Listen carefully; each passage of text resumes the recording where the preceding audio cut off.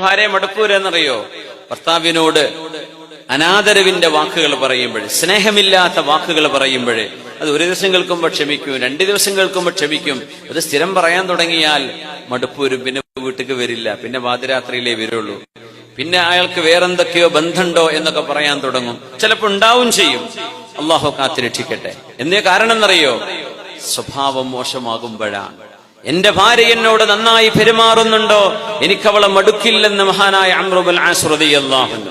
കല്യാണം കഴിഞ്ഞാൽ ഒരു 10 വർഷമോ 15 വർഷത്തിന്റെയും ഇടയിലാണ് കുടുംബ ബന്ധങ്ങളിൽ വിള്ളലുകൾ ഉണ്ടാകുന്നത്. അടുത്തൊരു 10 വർഷം കല്യാണം കഴിഞ്ഞ ഉടനെ നല്ല പോക്കായിരിക്കും, നല്ല ഉഷാറിലായിരിക്കും മുന്നോട്ട് പോവുക. 10 കൊല്ലമായി 15 കൊല്ലത്തിനിടക്ക് ഭാര്യയ്ക്ക് ഭർത്താവിന് സംശയം, ഭർത്താവിന് ഭാര്യയെ സംശയം, പരസ്പരം 2 പേർക്കും വഴിവിട്ട ബന്ധങ്ങളിലേക്ക് വഴിതെറ്റിപ്പോകുന്നത്, ഇതൊക്കെ കണ്ടുവരുന്നത് ഈ 10-15 കൊല്ലങ്ങൾക്കിടയിലാണ്. അതിനിടയിലൊന്നും അത്ര പെട്ടെന്നങ്ങ് കാണുന്നില്ല. കൂടുതലുള്ളത് അങ്ങനെയാണ്.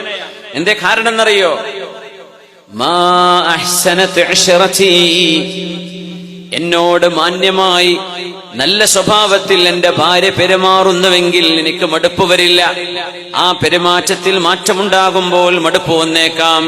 വലാ അമല്ലു ദാബതി മാ ഹമലത് റഹ്ലി, എന്റെ വാഹനം എന്നെ ചുമന്നു കൊണ്ടുപോകാൻ കഴിയുന്ന വിധമാണെങ്കിൽ എന്റെ വണ്ടിയും എനിക്ക് മടുക്കാറില്ല. ഇപ്പൊ ഷർട്ട്, ഡ്രസ്സിനെ കുറിച്ച് പറഞ്ഞു അംർ ഇബ്നുൽ ആസ് റളിയല്ലാഹു അൻഹു, അത് ബ്രാൻഡ് ആവണം എന്നൊന്നുമില്ല. മാ വസിഅനി, അതെനിക്ക് ധരിക്കാൻ പാകത്തിലുള്ളതാണോ, കുഴപ്പമൊന്നുമില്ല, എനിക്ക് എന്റെ വസ്ത്രം മതി. പിന്നെ എന്റെ ഭാര്യ തന്നെ മതി എനിക്ക്, കാലാകാലങ്ങൾ എനിക്ക് വേറെ കല്യാണം കഴിക്കണ്ട. എന്തേ?